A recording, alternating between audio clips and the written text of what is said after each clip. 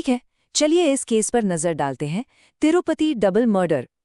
ये एक ऐसी फाइल है जिसने कई सवाल खड़े किए हैं और हम सबूतों की कड़ियां जोड़कर देखेंगे कि आखिर ये हमें कहाँ ले जाती हैं। तो हुआ ये कि एक फोन कॉल आता है और पता चलता है कि चकली वीधि का एक बिल्कुल शांत सा घर अब एक क्राइम सीन बन चुका है।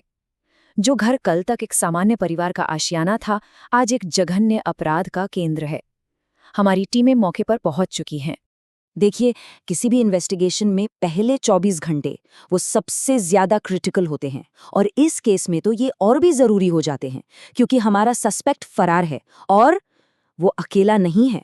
तो ये हैं वो फैक्ट्स जो हमारे पास अभी तक हैं। Case file Tirupati 0422। घटना है डबल होमिसाइड की। लोकेशन नारायण वनम, तिरुपति जिला। हमारी जांच एक्टिव है और एक मैनहंट यानी कि बड़े पैमाने पर तलाशी वो भी चल रही है। ठीक है, अब क्राइम सीन के अंदर चलते हैं, देखते हैं कि शुरुआती सबूत हमें क्या कहानी बताते हैं और इस पूरी ट्रेजेडी में आखिर वो कौन लोग थे जिनकी जानें गईं। तो पीड़ितों की पहचान हुई है। एक है हरिका, उम्र 30 साल, जो कि सस्पेक्ट की पत्नी थी। वो एक टेलरिंग की दुकान और ब्यूटी पार्लर चलाती थी। और दूसरी है चंद्रकला, 55 साल की, सस्पेक्ट की माँ, एक हाउसवाइफ। समझिए, इस केस को सॉल्व करना सिर्फ एक फाइल बंद करना नहीं है, ये इन दो लोगों को इंसाफ दिलाने के बारे में है। तो सबूत क्या कह रहे हैं?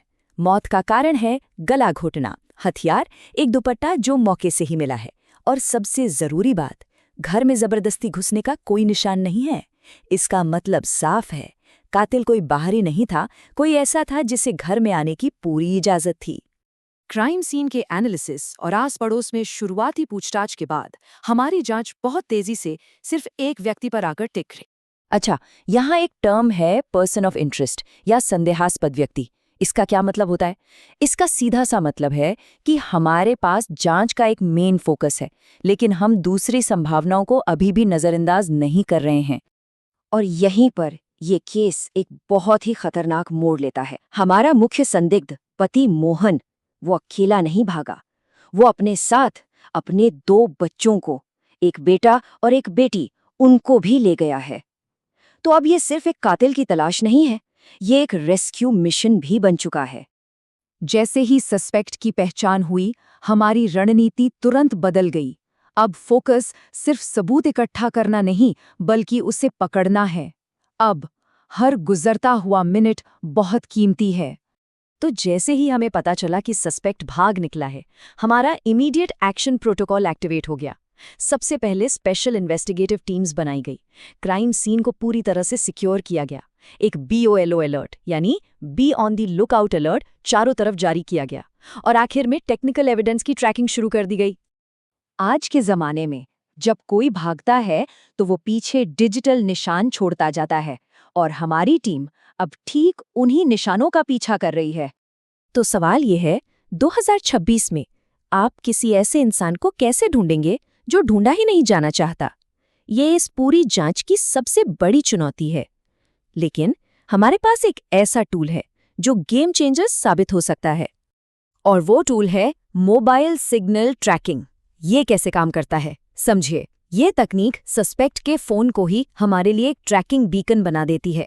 जब भी उसका फोन किसी भी सेल टावर से कनेक्ट होता है, वो हमें अपनी लोकेशन का एक और सुराग दे जाता है। और इसी टेक्नोलॉजी ने हमें हमारी सबसे बड़ी लीड दी है। सस्पेक्ट के फोन का आखिरी सिग्नल वो पल्लीपट्टू नगरी इलाके से आया है, जो तमिलनाडु आंध्र प्रदेश बॉर्डर पर है। हमारी स्पेशल टीमें उस इलाके में भेज दी गई हैं। अब घेरा तंग हो रहा है।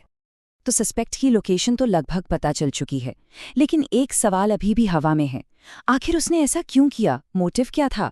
ये इस केस की वो आखिरी पहेली है जिसे सुलझाना अभी बाकी है, और इसका जवाब हमें तभी मिलेगा जब संदिग्ध हमारी गिरफ्त में होगा।